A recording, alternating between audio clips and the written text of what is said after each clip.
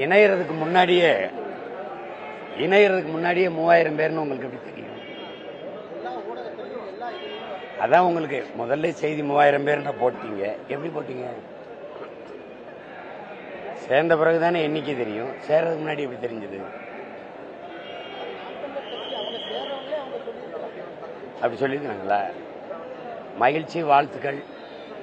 பாருங்க, திமுகவையும் சேர்த்து நாங்க தான் வளர்க்க வேண்டியது இருக்கு.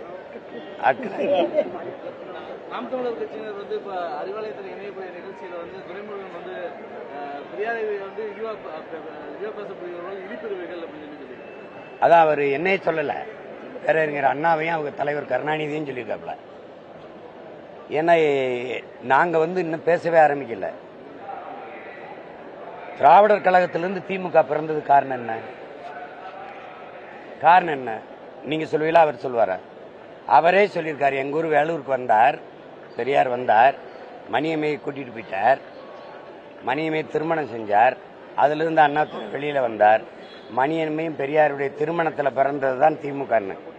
ஏன் அண்ணா வெளியில வந்தார்? பெரியாரை எதிர்த்து வந்தார், எதிர்த்து பேசி வந்தார். அதுக்கப்புறம் ஐயா கருணாநிதி அவர்கள் பெரியார் அவர்களை விமர்சித்து பேசுனதில் நாங்க ஒரு துளி கூட பேசிடல.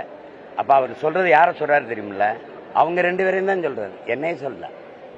என்னையும் சொன்னாரா? இல்ல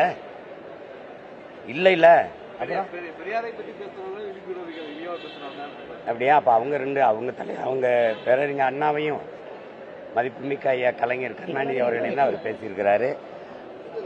அதை நான் வரவேற்கிறேன்.